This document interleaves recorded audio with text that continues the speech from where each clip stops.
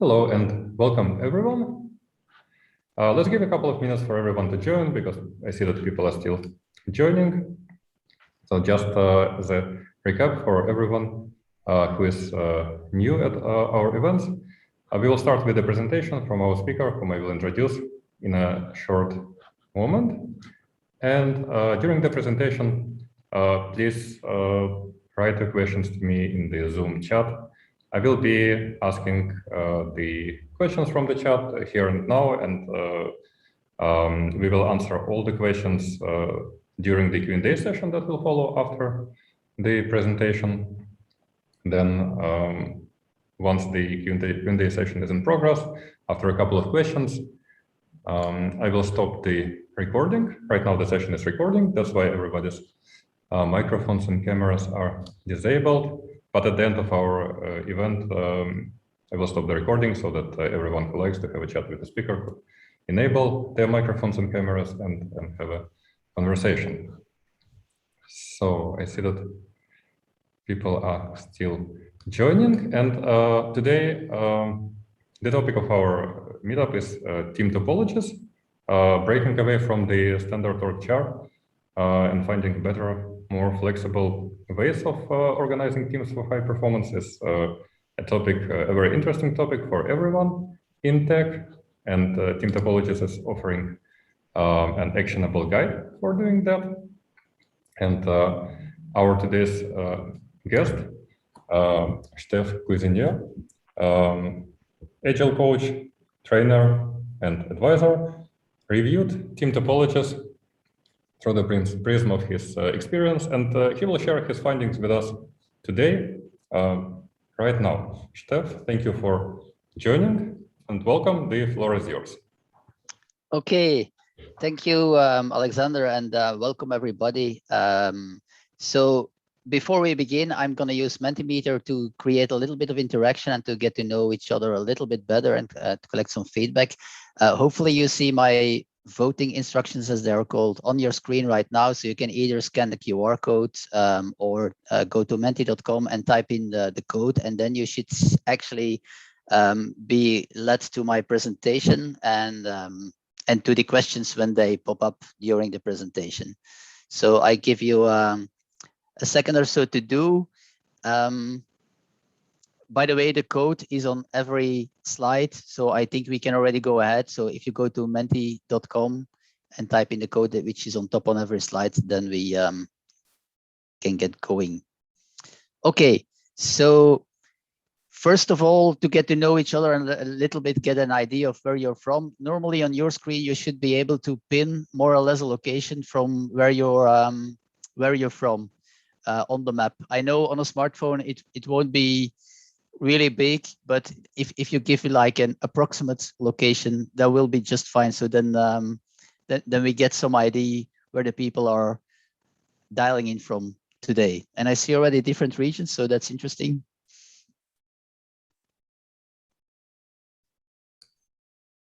Let me add Berlin to the list. I'm dialing in right now.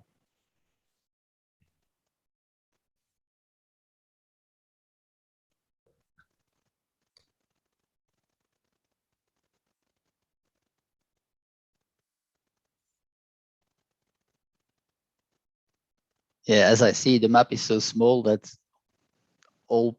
most people seem to come from somewhere Western Europe, I would say. I don't know, Alexander, do you have a view on how many attendants we have at this point? Yes, so we have 25 people in the call. Okay. And a couple of people are still joining. Okay. Just asking to know when most people have voted, let's say. I see that 11 have voted so far. But I don't want to spend too much time on this one, just to get an idea.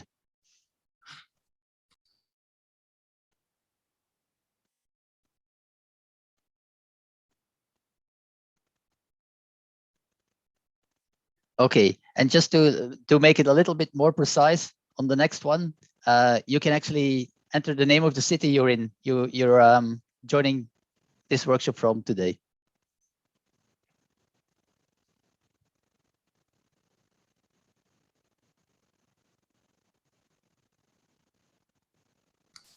That's interesting. Quite an international crowd.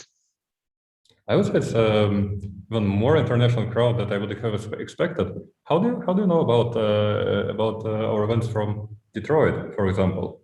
Yeah, indeed, interesting. People in the US picked this up. That's good. Okay, and I think apparently a majority actually from London, because the bigger the word on the screen, the more people have typed in this this city. So London is well represented, that's for sure.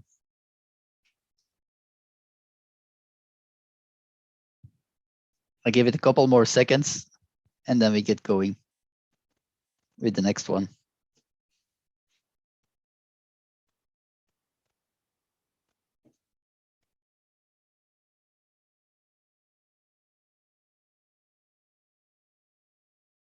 Just one last question before we get started. Your current role in the organization you work for. That's also interesting to see what kind of backgrounds come to these kind of workshops.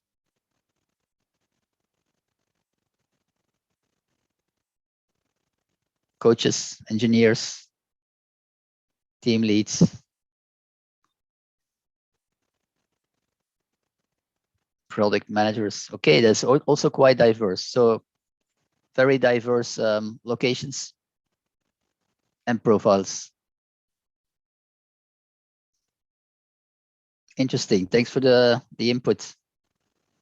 By the way, I will share all the slides and these answers with you afterwards in a PDF format. I think Alexander will share that.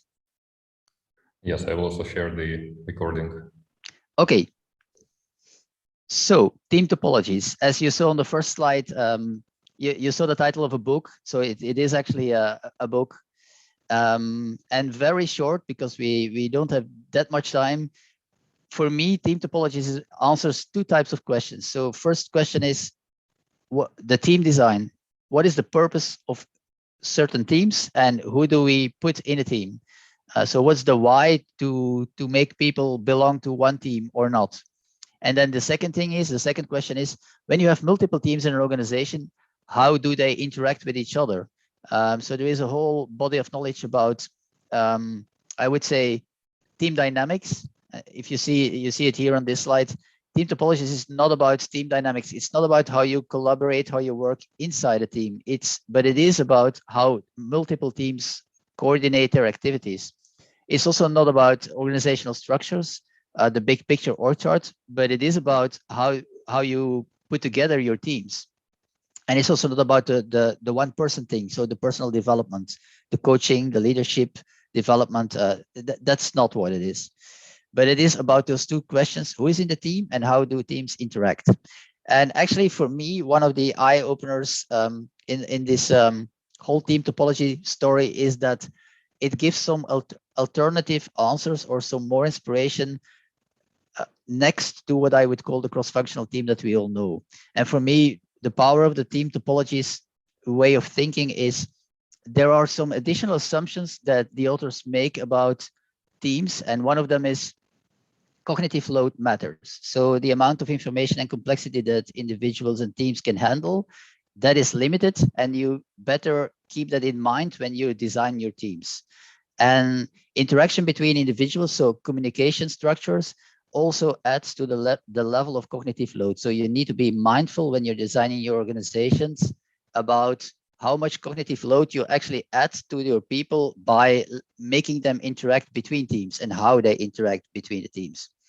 And another assumption is that structures in organizations in the future, they will need to be adaptable.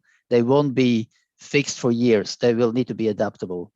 And another very important assumption is structure, team structure, but also organization structure. It does influence the behavior and your organizational outcomes. In the book, it's mostly described based on what they call Conway's law, where they say that the way your communication structure in your organization works will actually influence the architecture of the solutions that this kind of organization can come up with. So you better do that thinking up front. And the kind of like joking example is that if you put 4 teams working on a compiler, they say in somewhere in the book, then you get a 4-step compiler. So that's the typical example that they will propose there. What I also like is it's principle based. So there is a number of principles, but it is not describing solutions for any specific type of organization. So it's very generic. It's not context specific, and that makes it for me very universally applicable across sectors and organizations. Although the book is written from clearly people that were in the DevOps world and the agile software development world, it is the patterns are much more powerful or much more applicable than just in that world. And I try to give some examples about that later on. So that's the why for me to look further into this way of thinking. So what the authors propose is when you design your teams, we propose you 4 topologies, 4 types of teams. And the first one is what they call stream aligned. But actually, they call it stream aligned, and most of you will know it as a cross-functional or a multidisciplinary team. So what it is, typically, it's designing your organization around the value stream or a number of value streams. That's what you try to do. And it is sort of like the preferred team topology as they propose it. So if you have the opportunity to put teams together that can end-to-end deliver value in your organization, that's the way to do it. So it is the number 1 type of team to think about. And most organizations that work with things like frameworks like Scrum or Scaled Agile frameworks will use that building block very often. So most Scrum teams should be comparable to what the authors mean here by stream aligned. It's a cross-functional team, it's a small team, it's autonomous, and it can create value mostly independently from other teams. So minimal handoffs, steady delivery rhythm, quick course correction, all the good things we know about the agile way of thinking about teams. Close to the customer, typically long-term funded in a sustainable manner. So that's, you could say, your ideal world. But of course, as we all noticed, when you're working in a mid-sized or large organization, not everybody will fit in one of those teams. And so the question is, do we have something else to think about? And what are the pluses or the minuses about other topologies? And where can we actually use them? And so that's where they come up with some other patterns. And one of the interesting patterns here is, apart from a stream aligned team, you can also have an enabling team. And an enabling team, as they describe it, it's a team that actually helps other teams to gain some new knowledge, to adopt some new technology, to foster some continuous improvement, a new way of working, to create value. But, and that is really important, the enabling teams are doing that in a way that they're helping the team to adopt a new way of working, but they're not doing it in their place. So they're coaching it, but they're not implementing it. And the reason to do it is that sometimes your cross-functional team, they don't have the capacity to build up the knowledge quickly enough in a very specialized topic. So that might be a limitation. It could be that your company has been deciding on a new way of a certain component in your architecture, and that component will need to be used by all the teams. But it might be an idea to have an enabling team around that can learn the component in depth and then spread the knowledge in the other teams, and then maybe those members can be actually go back to their previous teams. So it's typically about specialized knowledge. The end goal is to increase the autonomy of the stream-aligned team. That is the reason to create it. If possible, they could be temporary. So they build up a capability, they transfer the knowledge, and then they are disbanded. Sometimes, if you think about maybe coaching teams, they can be permanent. So the coaches may be enabling teams on certain skills, maybe interpersonal or more task-related skills, but the team itself can be permanent. although the idea is still that the coaches are not implementing things within the teams, they are actually enabling the teams to get better at implementing things themselves or getting things done themselves. So that's the idea behind an enabling team. So as it said here, they advise, but they don't implement. They seek to understand what the Streamline teams need. They need to stay up to date, of course, on their domain that they are specialized in. They promote the learning, and they work intensely with the Streamline team, but for a limited period of time. So that's pattern number 2. And then pattern number 3 is what is called in the book complicated subsystem teams. But actually, if you look at a typical normal hierarchical org chart, you would call this a functional team, because a complicated subsystem team, it is bringing people together with this from the same domain. So it would be like what we did in the past in the org charts. You would see teams where they say the Java developers are in one team, the front-end developers are in a team, the testers are in a team. You group people around the knowledge domain. Why would you do that? Well, sometimes you simply don't have enough of those profiles to spread all of them over each team that you have in your company.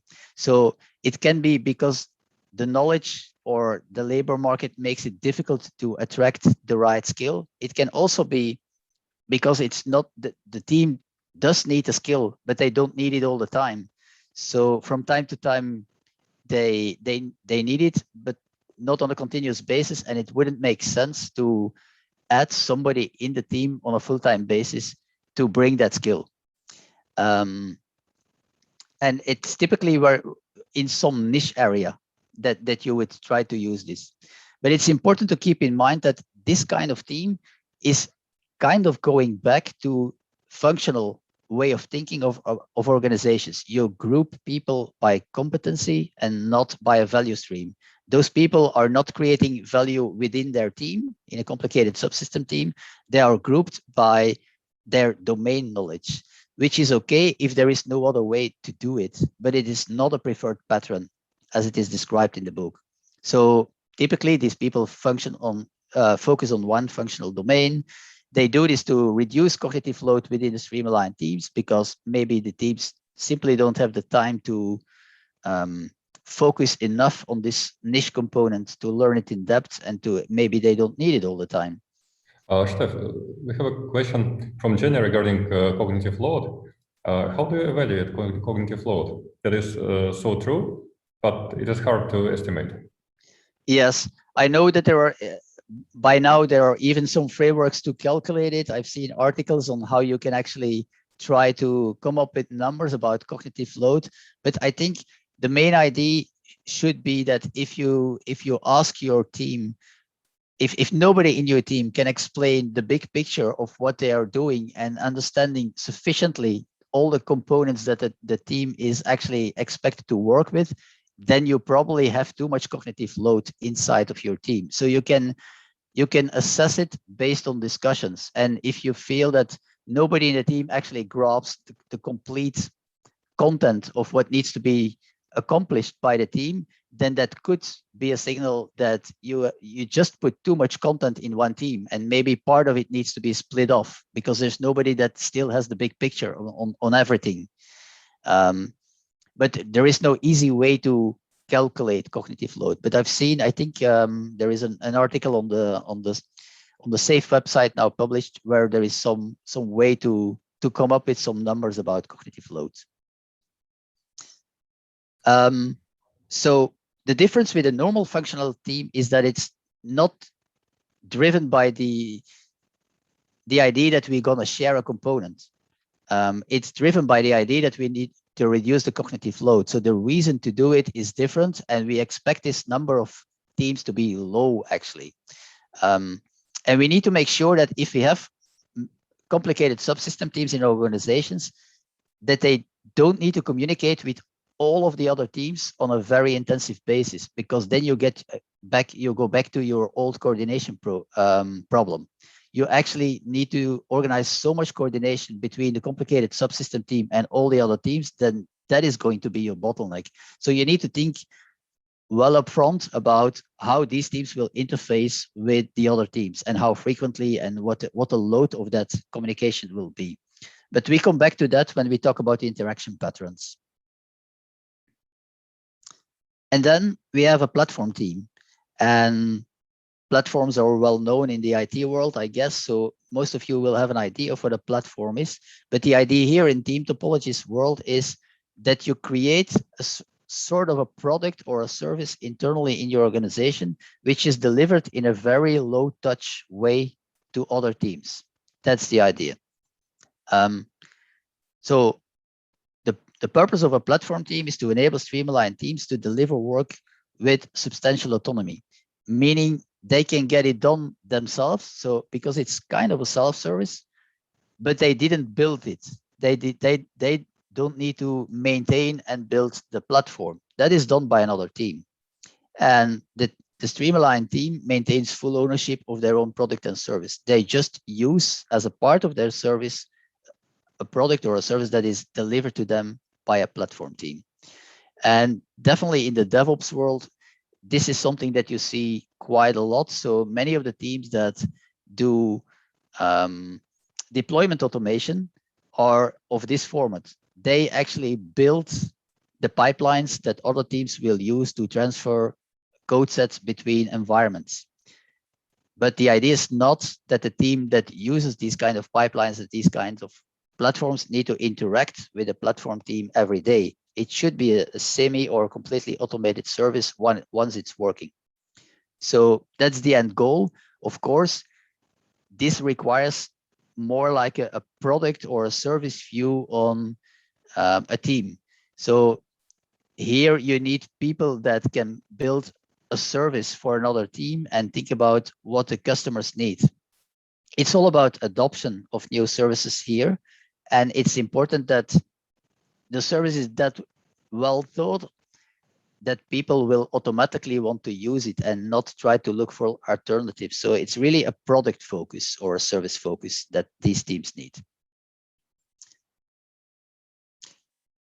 So those are the 4 topologies. And then I just want to get some input on, do you recognize some of that in your current team? And it's interesting to see.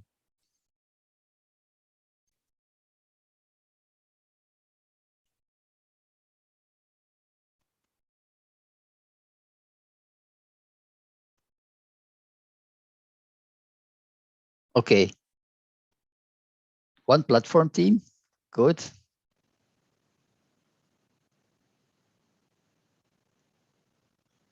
So this is sort of what I would expect, is that by now many people would hopefully be in stream-aligned teams, which is good. And then some of the other patterns apparently are well known as well. So that's already used in your organization, which I think is already good. I gave it a couple more seconds to give your input, and then we go to the next one.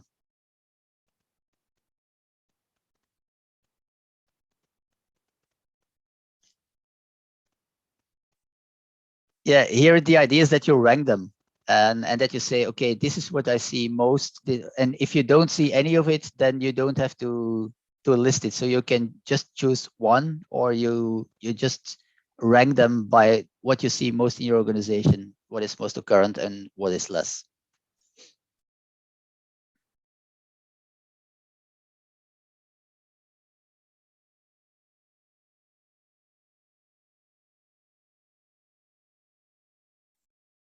Strangely enough, I don't see the answers popping up. I hope Mentimeter is doing its thing. I submitted my answer, but probably that didn't change the order. Yeah, but even then we should see the bars get bigger. So I see that 14 people already answered. So we should see like a ranking. Even if all of them put everything on the same level, I would expect to see the bars. Yes, that looks like some issue of Mentimeter. Yeah. Okay. Yeah. I'll just move on to the next one then. So maybe it pops up when I go back and look at the results, and then we'll have a ranking. And then last question on the topologies. Do you think this is sort of useful for your current organization? Is this way of thinking helpful?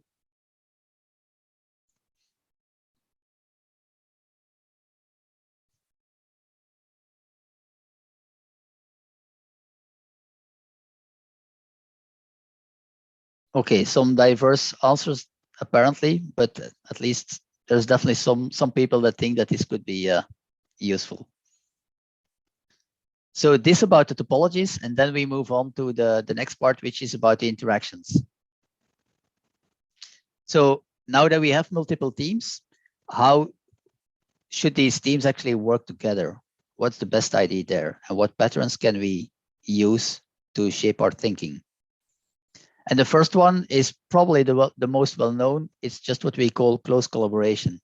So working together between two teams on a daily basis, multiple inter-team interactions per day. So really intense. So of course, it does have a number of advantages. It drives rapid innovation and discovery. It avoids costly handoffs because people are probably sitting almost all day together. They are working very closely together. There is not a lot of friction or information that gets lost because people see each other every day. But it does blur boundaries. Some responsibilities might be less clear. And maybe the biggest disadvantage is it does create cognitive load because more people and a larger group needs to work on a more intense basis, and that always has a cost, and that is the communication overhead. And so you might just get the opposite effect where you get a reduction of team effectiveness because there is a communication overload. And what I typically see happen in a number of organizations is when some people need to travel between too many teams, they have this problem, this task switching problem, and this if they need close cooperation with too many teams, it has a high cost. They have too many meetings, they have too many things to switch to their attention to, and that has a cost. So it is a good pattern for some work. And when is it a good pattern?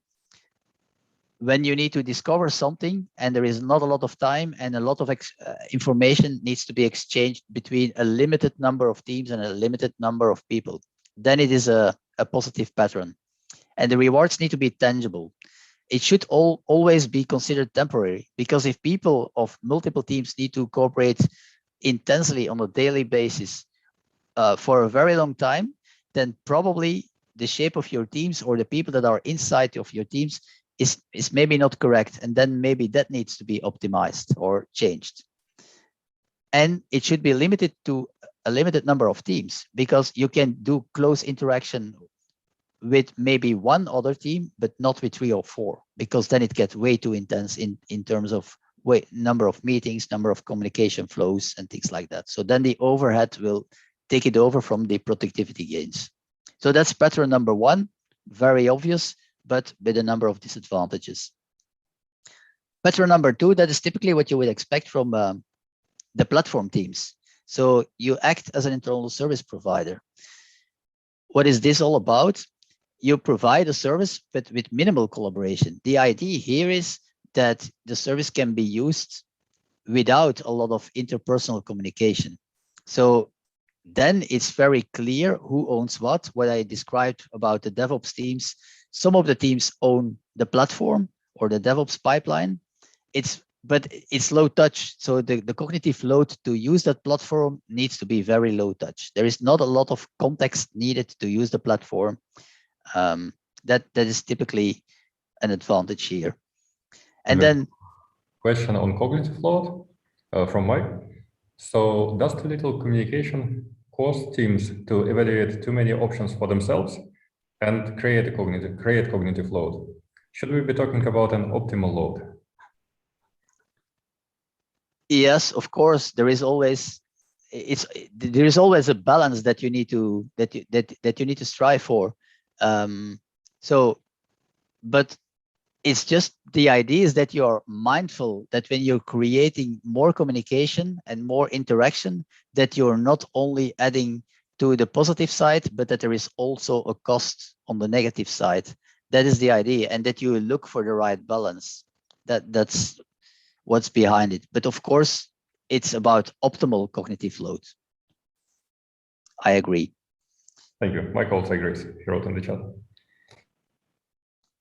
And then, well, the cons of X as a service, it will be, well, these platforms will take kind of the form of a product. So that means they are not that flexible to change anymore. It might maybe become a little bit slower if you want a real platform change. So you need very good product and service management capabilities in your organization to run the platform teams, to make them, to keep them useful for all the people you're doing it for, that it doesn't become the next bottleneck. It should always be something that's very helpful for the teams, that they would choose for to use that kind of service. And here it's really important, of course, to focus on the user experience. And the constraints, well, as a service provider, the team should expect to build a service for multiple teams at once. Yeah, you don't build a platform if it's about interacting between two teams. Typically, when you use a platform or an X as a service interaction model, it is because you have many teams that will use the service. That's the idea, that it needs some scaling between teams. And yeah, the service provider should build an easy to use abstraction layer around the service. And it should be very easy to use the product or the service without understanding all the details that are behind it, because that's how you reduce actually the cognitive load from the team that's consuming the service. They don't need to understand all the details on how it's built. They need to understand how to use it to their advantage. That's the idea. And then a third pattern. Yes.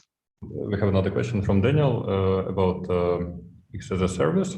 So here I said focused on internal customers, possibly at the detriment of external or paying customers. So I'm not sure I understand the question. Whether the question is whether focusing whether this mode of interaction X as a service, which is focused more on internal customers, is actually taking place at an expense of external, so actual customers. Yeah, well, what is true is that when we're talking here about a platform or an X as a service, that the idea as it is described in the book typically is not that you are a platform organization that brings a platform to the customer. That's not what we are talking here about, which is of course a very meaningful business model, but that's something else. Here we're talking about how do we get organized internally within our organization. We have multiple teams. Not all of them are actually directly connected to the customer. Some of them will actually provide internally by being a platform, a service to an other internal team. That's the idea we're talking here about. But that doesn't undo any of the added value of creating platform organizations which build platforms for real end customers, which is of course also an interesting pattern. But that's then the kind of business model your organization uses. It's not about your internal organization. That's the difference. But it's the same kind of pattern. So facilitating. What is a facilitating pattern? It's helping or being helped by another team to clear impediments. So bringing support and capabilities to many other teams. This is typically what you would expect from an enabling team, right? So you're unblocking things, you're detecting gaps, either skill or knowledge or whatever is missing, and you're helping them to build it up. It does require experienced staff. And like we said with the enabling teams, it's not about building things or running things. It's about coaching people to do it themselves. That's the idea of the facilitating pattern. And that might be sometimes a little bit unfamiliar for organizations, that they don't see that as an alternative. So here you really act as a coach and a facilitator, not as an implementer. And Facilitation is a typical interaction pattern, so that's something that you can learn, but it's very different from doing it yourself. And so you need to build up the right skills in your organization to make this pattern successful. That's definitely a point here. And coaching is not the same as doing. Question here also, do you recognize some of the patterns? So I'm not sure if this is going to work this time, but let's give it a chance. The idea is that you rank them and that you see how many of which pattern, which, right, this is the way it should work.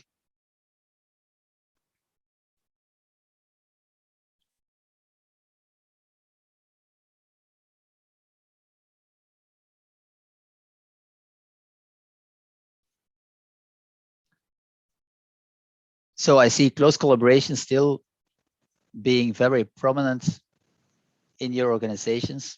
Luckily, I see already some of the other patterns as well.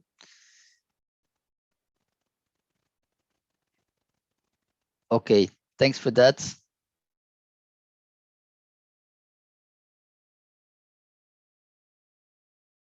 Active in.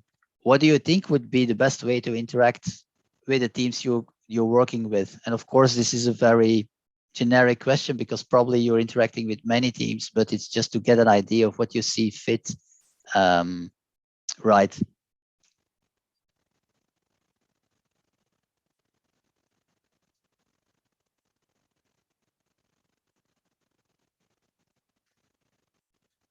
Okay, which I think is probably also very true. You see that many people here say some combination, because of course it depends on which team you're going to interact with and what the purpose of the interaction between your team and the other team is actually. And so it can be that for some teams your interaction might be more enabling, and that for some teams your interaction might be close collaboration. That's just an example, but it's good to be mindful about those things.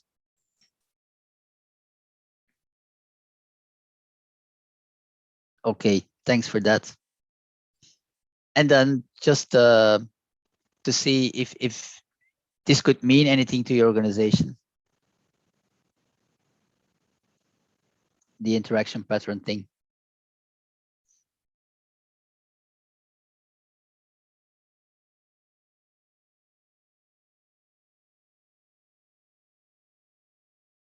Okay, seems that it could be useful to many of you.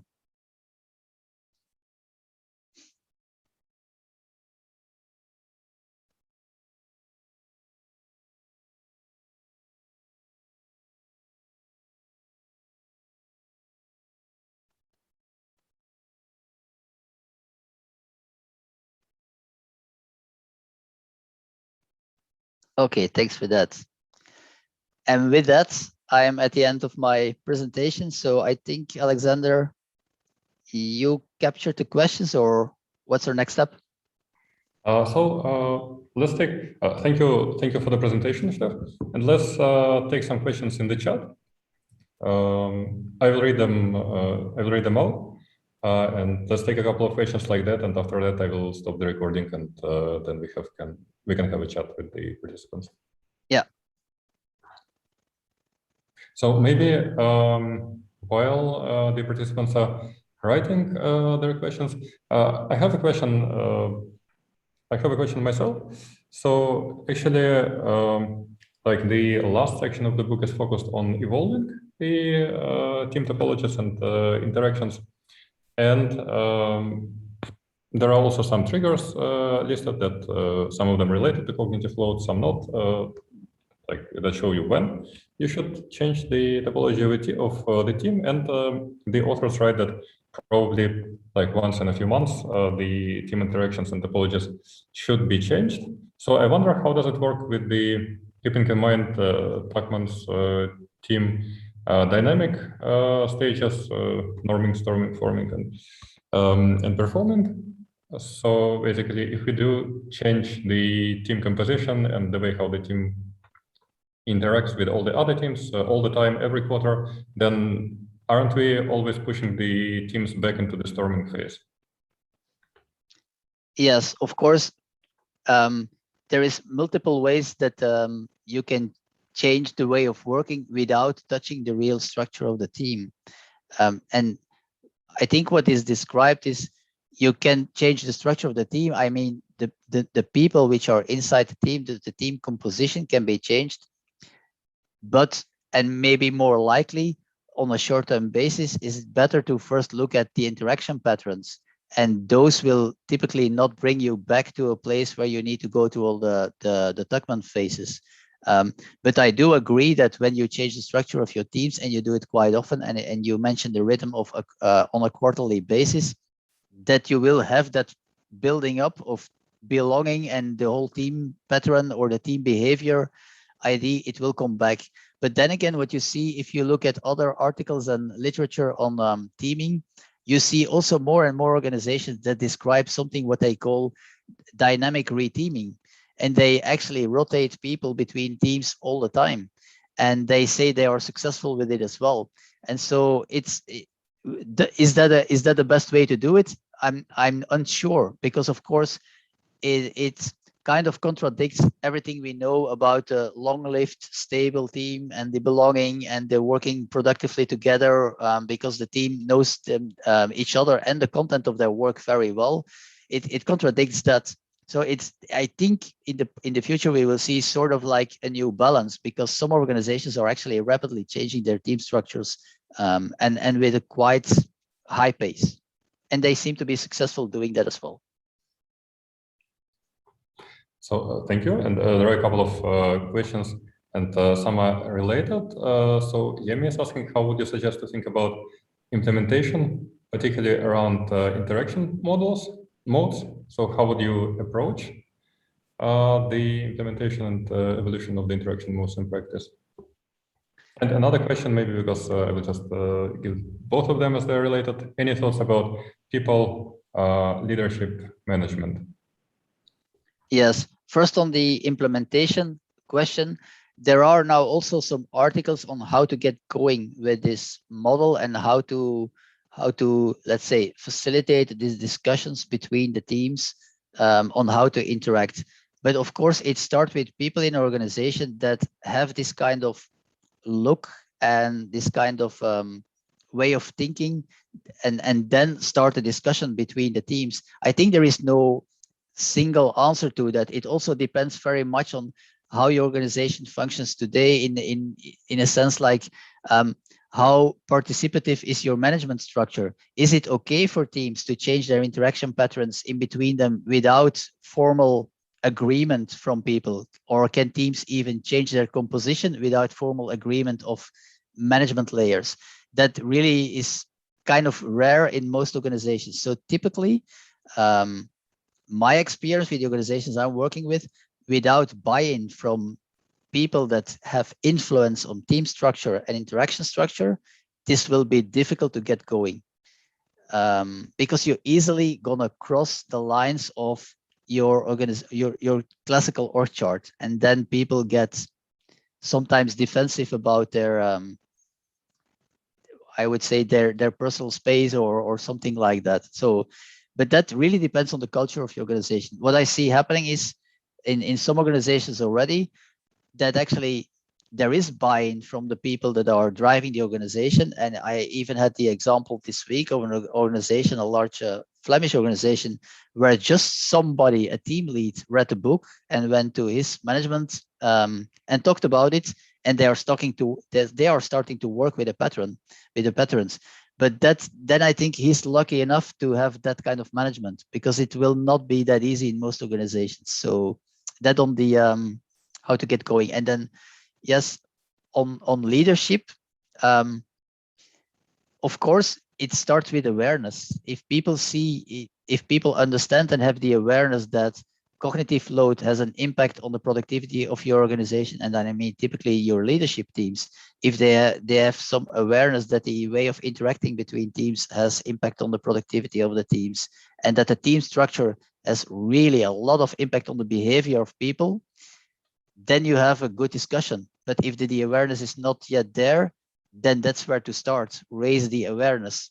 And there are ways to do that by making it clear or visible or proof maybe with numbers, that some teams interact in ways that are really unproductive, so that you can show that there is way too much overload in things like meeting time, conversations between teams, discussions that need to go all to drag on between multiple teams, or people that actually flag for themselves that their switching cost is way too high because they are providing services to many teams in a close collaboration mode. That can be eye openers to management to make that transparent. From the team perspective, Daniel is asking, and it's interesting because also the previous event that we had was devoted to self-selecting teams.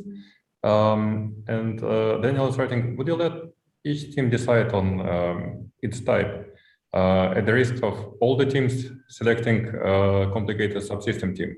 Or maybe instead, this is a way to purposefully lead the organization, letting the teams decide on the team topologies and interaction. Yeah, I think the way to go forward with that one is if you can bring people the knowledge of what I just described, and you can explain what the advantages and the disadvantages are of all the patterns and all the topologies, then it is okay to create a self-selecting team organization and to let teams co-decide or co-create the way of working. But of course, if you do that prior to them being briefed on all of this, then many people will actually fall back on the known world, which is typically still in many organizations a world of functional teams. So it's very important, of course, to bring that way of thinking first. And I didn't go into the details of the background of it, but the whole way of thinking about value streams is, of course, very important. But because why would you create cross-functional teams? Because cross-functional teams align with creation of value, and you have much less interaction between teams if you align your teams with value creation instead of grouping people together just based on the fact that they have the same skill or the same knowledge. That's the basic idea behind it. But if that's not well understood in your organization yet, then that's the first step to take to bring them there. Great. Thank you very much, Steph. And I would suggest us to stop the recording now and switch to a free conversation. So I will stop the recording and then invite everyone to enable their videos and camera, their videos and microphones, and have fun. So.